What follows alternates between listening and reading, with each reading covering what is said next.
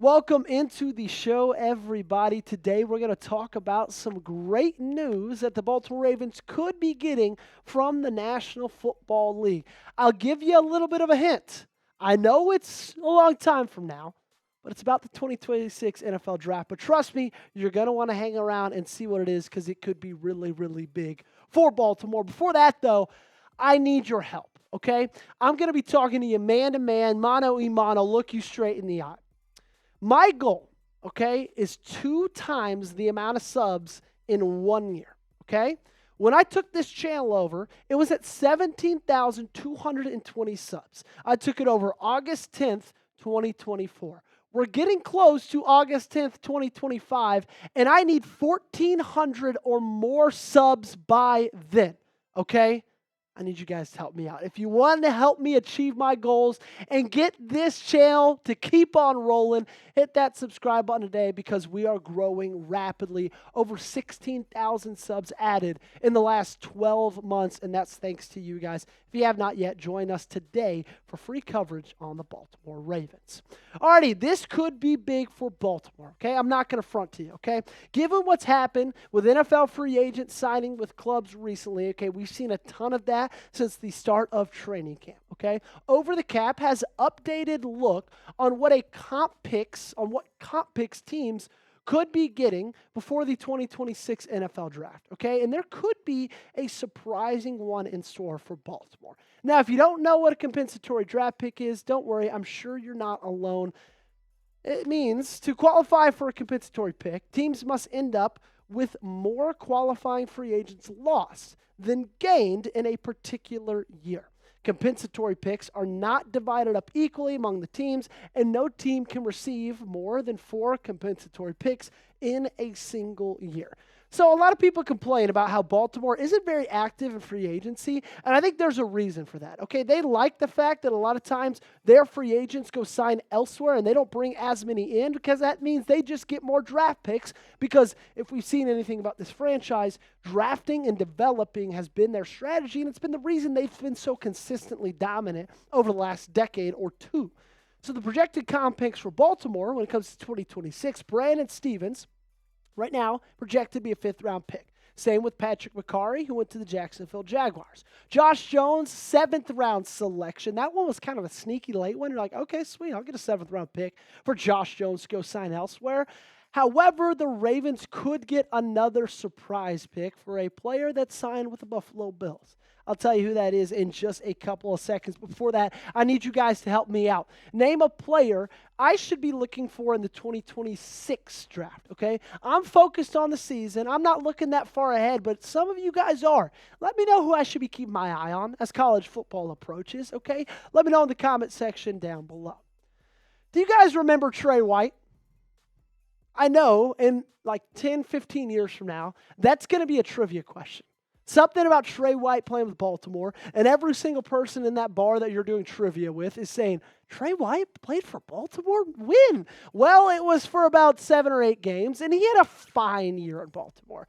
It wasn't anything spectacular, let's just say that. His overall PFF grade was a 52.9. 175th out of 222 cornerbacks. His coverage grade, 54.4.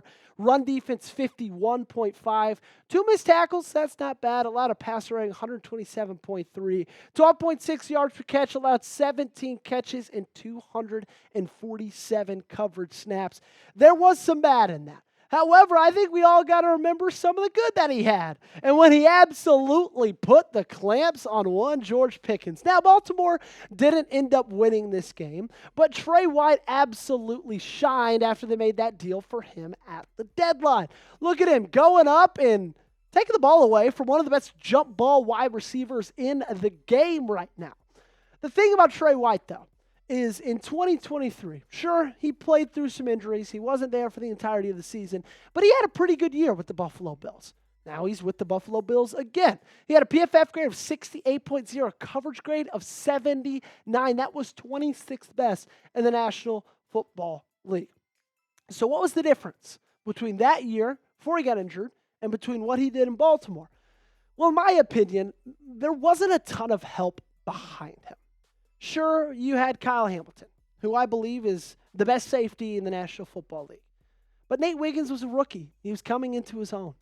Other than that, the safety position, you had Marcus Williams, Eddie Jackson before Ardarius Washington came into the picture. And on the other side of the ball, Brandon Stevens was the other cornerback you were working with. Like, no wonder he didn't play very well. He didn't have a lot of help behind him outside of Kyle Hamilton, okay? Now, he may not have shined. That was obvious. I think we all saw that. But that doesn't mean that we shouldn't be rooting for him to play well in 2025, because if he does play well, and I'll tell you how exactly in just a couple of minutes, but if he does play well, that's going to mean something really, really good for Baltimore, okay? Make sure you are subscribed to the channel, Daily Ravens videos, breaking news coverage whenever it happens. We also go live every single day on Tuesday, and when the football season rolls around, we're going to be live for every single game, all 100% free. So join the over 32,000 plus members of the flock that we have rocking with us right here at the Ravens Rundown. So the National Football League, they only give out 32 comp picks a year, and no team can have more than 4. Last year, Baltimore had 4. They had the max. They typically have a good bit because we've talked about that's really their strategy. Get as many draft picks as you can and draft and develop. The fact of the matter is, when it comes to Trey White with Buffalo, if he doesn't make the Bills roster or doesn't end up playing a ton of snaps, I wouldn't be surprised if that comp pick goes away because he's already at the bottom of the list, and there's some guys right outside the comp pick formula that if they play a lot in 2025, they're going to jump over Trey White, and those teams are going to be rewarded a comp pick for those players getting a ton of snaps. The good thing is he's got a pretty good spot on this depth chart. Now, he's not going to be a starter. But I just believe if he can play good minutes and be a rotational depth piece at that cornerback position for Buffalo, who, let's be frank, there's a reason they drafted a cornerback in the first round of the draft. They need cornerback help. If he can just be a rotational guy that plays 30 snaps a game, like that would be more than perfect for me, okay? I think that would equal Baltimore getting that compensatory pick. And yeah, it's only a 7th rounder, but hey, you want as many shots as you can get. As we stand right now, the Ravens' 2026 draft picks look like this. They own their first 4 rounds, 1 through 4. They got a pick in each of those rounds. They own all of them. Round 5 pick is a compensatory pick. Then their second and 5th round pick is one they own. And then their third, 5th round pick is a compensatory pick. They don't have a pick in the 6th round. They traded that to the Jets. But then they have a 7th round comp pick from Josh Jones and a 7th round possible comp pick. We're all going to see how that goes with one Tre'davious White. Now, last year, like I said, they had 4 comp selections. They only ended up selecting 3 of them. They traded 176 just to go back a little bit. It was a weird trade with Los Angeles, if you remember the time. But they got Carson Vincent, the offensive tackle, Aeneas Peebles, and Robert Longer being back-to-back in the 6th round, who I thought that was one of the best 2-pick stretches that this team had for the entirety of this draft. Okay, I think Aeneas Peebles and Robert Longerbeam are both going to be great players in the National Football League and for the Baltimore Ravens, especially Peebles, with a lack of depth in the interior of that defensive line. But I know a lot of you are saying, so what?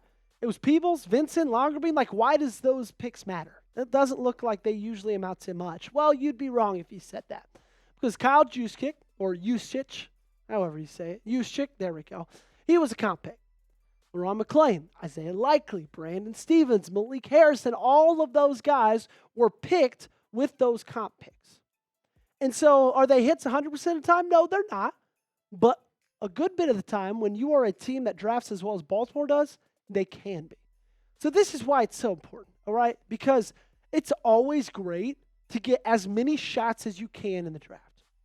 Because a lot of the time, let's be real, it just kind of comes down to luck. And you want to have as many throws at the dartboard as you possibly can. And then also, when you're a good team that's competing for Super Bowls year in and year out, as Baltimore always will be as long as Lamar Jackson is at the helm, a lot of times these draft picks are used as currency. They're used to trade up in the draft. They're used to attach to other players at the deadline to make that last missing piece come to Baltimore. So sure, you might not really be excited about a 7th round comp pick from Tre'davious White, but you got to realize it could mean something really, really special, okay? we're done for today's show. Thank you so much for hanging out with us. Type real one in the comment section if you made it all the way to the end. It's massive for us when you guys watch all the way through these videos. So I got to know which of you is doing that.